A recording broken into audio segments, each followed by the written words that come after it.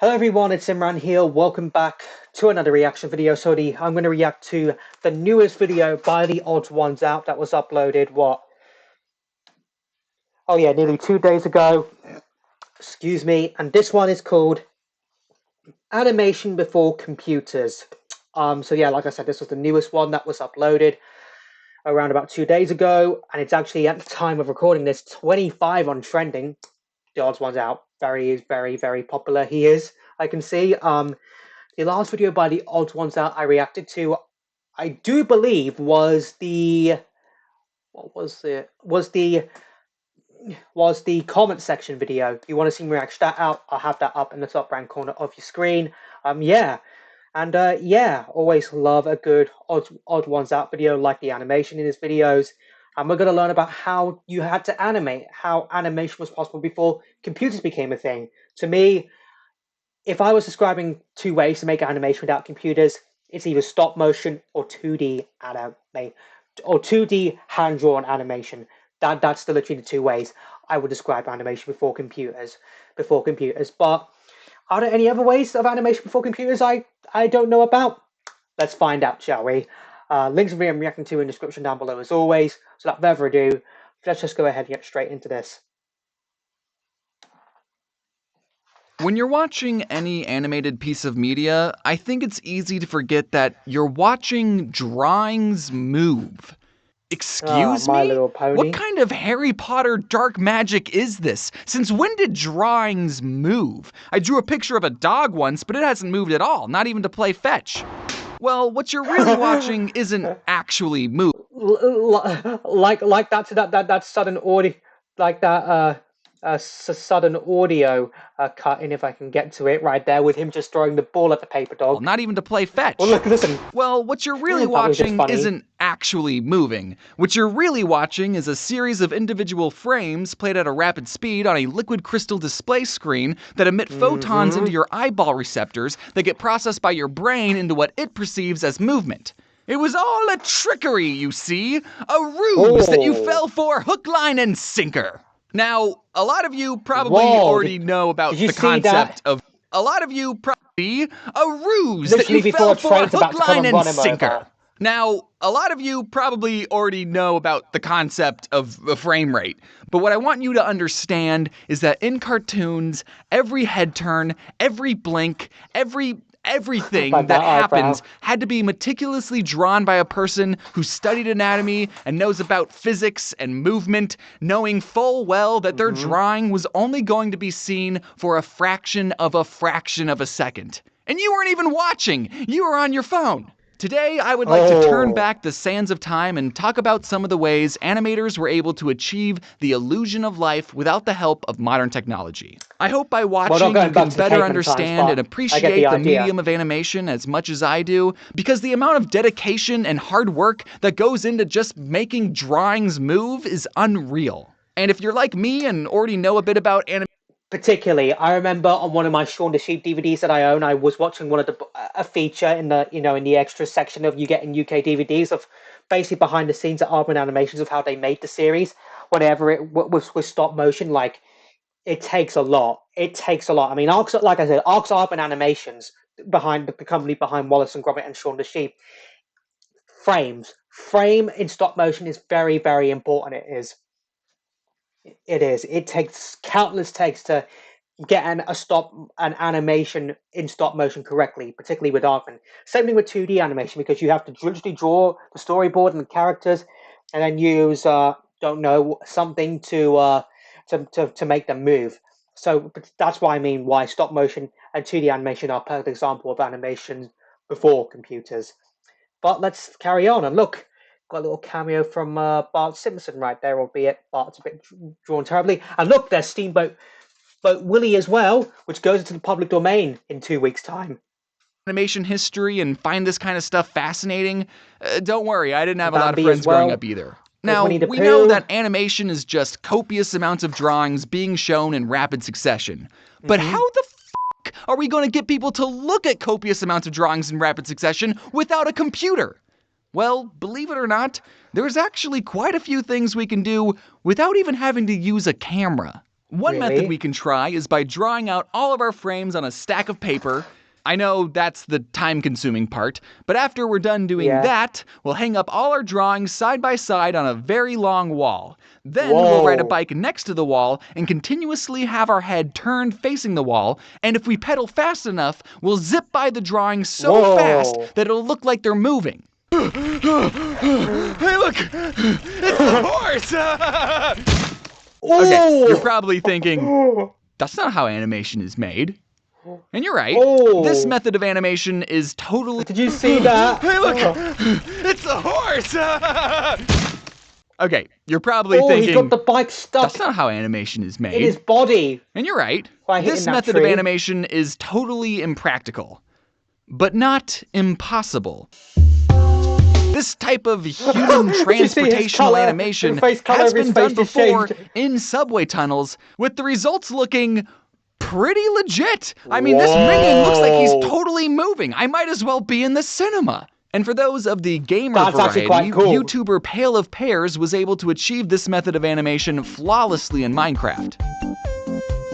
But if you wanted to do something more practical, you could instead take your drawings off the really long wall and then stack them up like a book and then just flip through the paper quickly, making a flip book. If you have some sticky notes lying around that you forgot about in a junk drawer somewhere, you could make a pretty simple ball bouncing animation really quickly, with the results being, you know, kind of cool. A fun fact, this type of animation was featured in every single... I have to go back. With the result, make a pretty simple ball bouncing animation really quickly.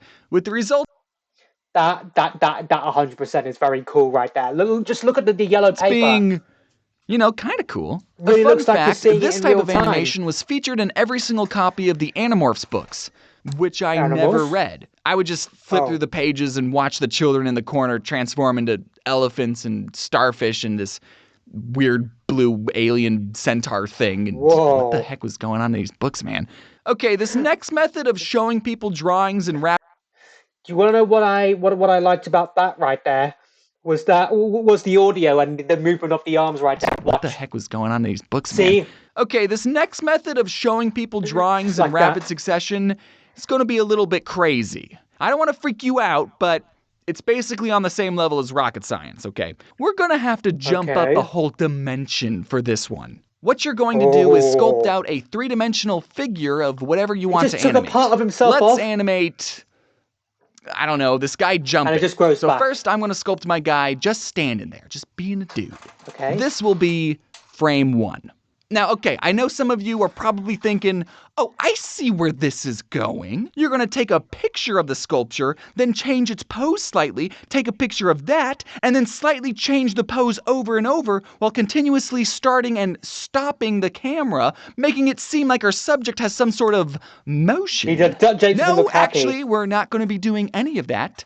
Cameras haven't been invented yet in this hypothetical. What we're doing instead is making a whole new sculpture that will be the next frame of our animation. So it'll be our guy again, bending his legs a little bit, getting ready for the jump. All right, neat. That's frame 2. Now let's do this a total of, I don't know, 16 times? That sounds good. Let's also make the 16th sculpture look like it came before the first sculpture. So you understand it's going to go from the 16th sculpture back to the first one. It's a loop, like a TikTok. Yep. We're doing a TikTok loop. Now we're going to take all 16 of our sculptures and space them out even. Basically, that's what happens with videos on TikTok they do. They just loop. When it gets to the end, it just loops right back to the beginning right there. Can't wait to experience it when I do it reactions on there. But still finalizing some of my TikTok account details. So you just have to wait maybe another week longer, guys. On a round table. It's coming, though. Sorry, Arthur. I'm going to need this. Now, make the table spin.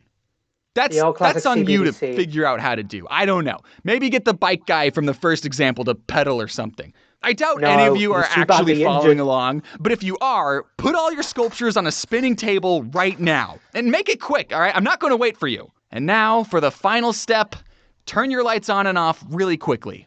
And if we did everything right, the effect we get is mesmerizing. Okay. Whoa.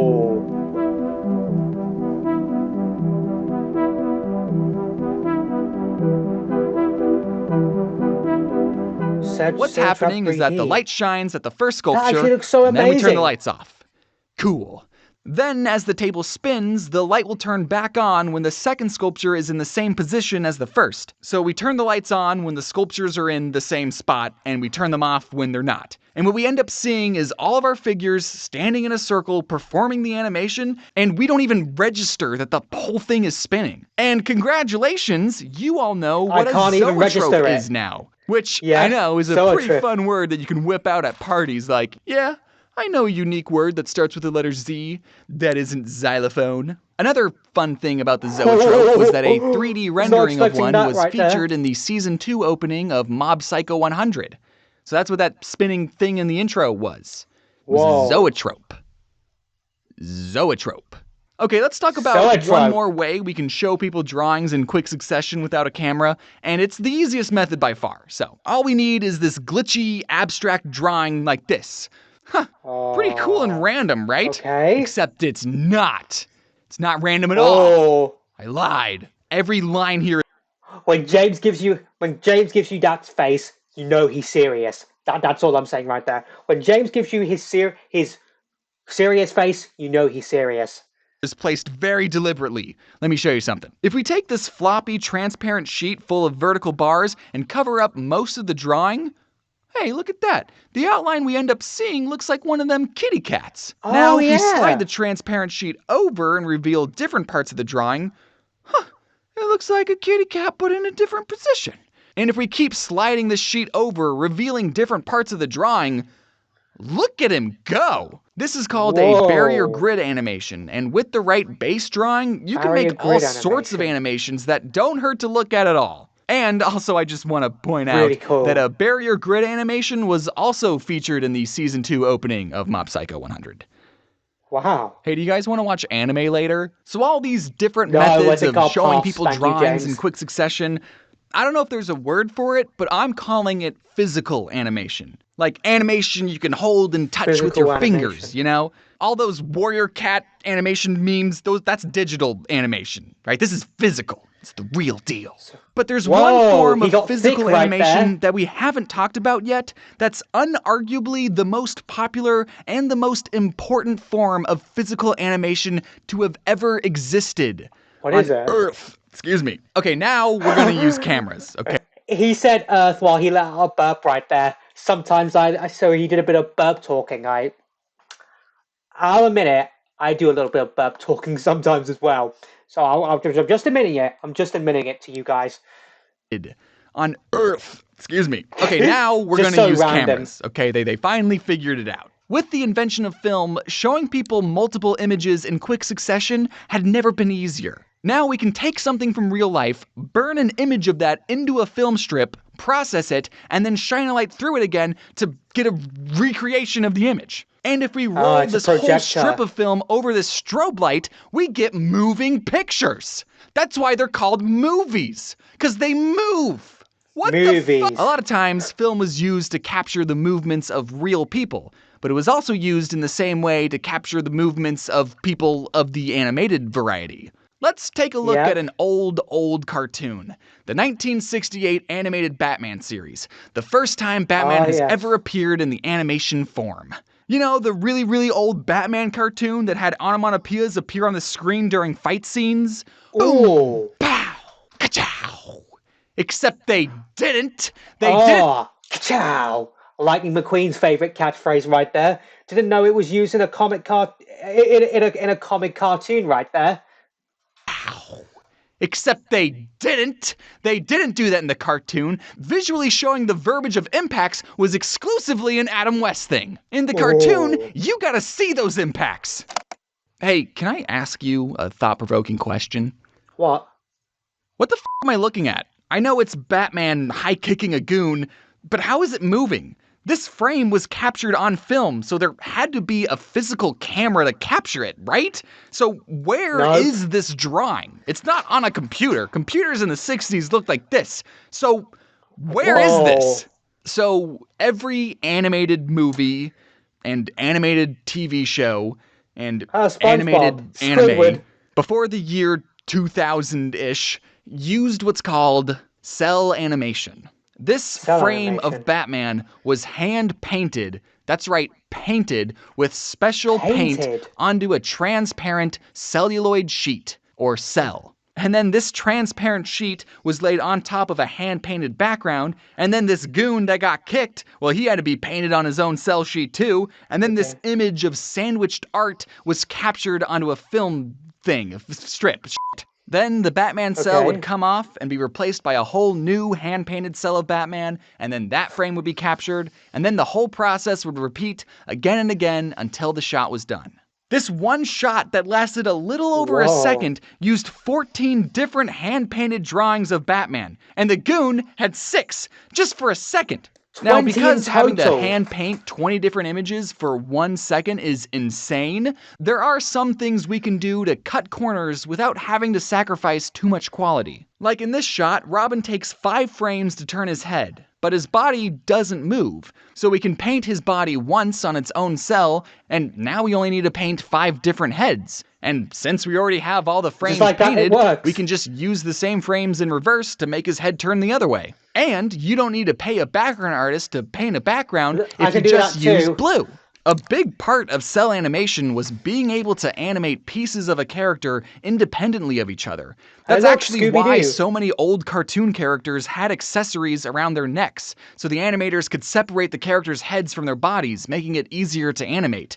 Fred wasn't rocking that ascot just because it was trendy. One of the nice things about using a computer to animate is that you can play back what you've animated and clearly see if your timing is correct and if there's any quick adjustments you can make. Being able to see what your previous frames are is so important there's actually a term for it called onion skinning. But animators pre-2K didn't have computers to re-watch their work, so here's what they did instead. Before they even put paint onto a cell, they first had to draw all their frames out onto a piece of paper, and they didn't work on the frames in chronological order. Like, they didn't go, okay, I just drew the first frame of Batman, okay, here's the second frame of Batman, okay, I'm gonna go do the third frame of Batman, okay, you do the fourth frame though. That way of animating is called straight-ahead animation, and some people use it, but the results look pretty chaotic, but it's still used pretty effectively for effects and concert visuals. But most of the time, animators will animate a character from pose to pose. They'll draw out all the important key poses a character will make on paper, and then they'll hold the pieces of paper between each of their fingers, and then quickly flip between their drawings just to get an idea of what a drawing that goes in between those key poses would look like. That's called in-betweening. Just so you know. And they still wouldn't be able to get a full playback of their animation until every pencil drawing was captured on film and processed. They just had to trust their page flipping technique and their highly trained eyeballs and go, yeah, that looks about right. Let's bring out the paint. And because there are hundreds of shots all having to be animated without a computer, can you really blame the animators that some shots of Batman looked like this? Or this? It was old, remember? Old things are bad. Okay, I kind of have a secret. Remember when I said, let's look at an old cartoon? Well, I might have overemphasized how old the Batman cartoon is. By the time the Batman cartoon came out, the movie Bambi had been out for 25 years. And are you aware of how f***ing fluid the animation in Bambi is? Dude, Bambi goes so f***ing hard. Walt literally brought in deer from the f***ing woods into their studio just so the animators could be like, oh, that's neat, that's how deers move. I understand this more now. What the f***? I honestly thought the Batman show came out way... They actually did that? I didn't know that Walt Disney actually did that during the making of Bambi, actually bring an actual deer into the studio so they could figure out how deer moves. There are just some things you keep learning every single day. That fact about Bambi, I was not expecting right there. Way earlier in the animation timeline because of how it looked. Obviously, these two things are created by different studios with different animators and different budgets, and TV animation always has to create more animation per budget, but all the same techniques and equipment used to make an episode of Batman were the exact same techniques and equipment used to make an episode of Bambi. I don't mean that as a dunk on Batman, I'm more so impressed with how amazing Bambi looks, especially since, while it came out, World War II was currently happening. So because celluloid sheets were used to animate every TV show, movie, and anime there has ever been before the year 2000-ish, by my calculations, there are millions of cell sheets out there. Like this single frame of Batman kicking, it's on a cell sheet somewhere. And more importantly, who owns it? Many of the cells that still exist have been sold to the general public. But because of how the paint and time works, cell sheets need to be kept very well preserved. So since cells are very hard to preserve, and because they're not making any new ones, some cells are worth a lot of money. This cell and original background from My Neighbor Totoro sold for $84,000. Sorry about that, guys. I didn't mean to sneeze. There's currently an auction going on for this cell from the Jungle Book for $10,000. And I own this cell of Squidward laughing that I got at a convention for $300. It's not an original background. Cheap the background's a print, and it's actually not even the correct background for the shot. But I'm just pointing out that not all cells are thousands of dollars. You know, they made millions of these, so you can get a cell from a TV show for a couple hundred, and then you get to own a frame of animation that belongs to you now, which I think is super cool. This moment of Squidward laughing belongs to me, and you can't have it. So if you ever visit some friends who really like cartoons, there's a good chance that they have an animation cell somewhere on display. And those are just a handful of ways that animators were able to achieve the illusion of life without a computer. And I do just want to say, just because something was animated on a computer doesn't make it any less artistic. Yes, computers make the process easier and more streamlined, absolutely. It's still a human expressing their creativity and being in control of that. Did you hear me? It's a human expressing themselves and being in control creatively. I hope you enjoyed learning a bit about animation history. There's still quite a few things that I didn't get to cover, like how did Walt animate this panning, parallaxing shot of Bambi where the trees move on separate layers? What kind of technology did they create to make trees move at different speeds? So much hard work and talent is involved in every piece of animation you see, and because of animation, we're able to tell incredible stories that are nothing like anything we ever see in our day-to-day lives. And before I go, can we talk about the intro to the Batman series, please? Oh my God! I just want to go over some quick announcements. I'll be quick, don't worry.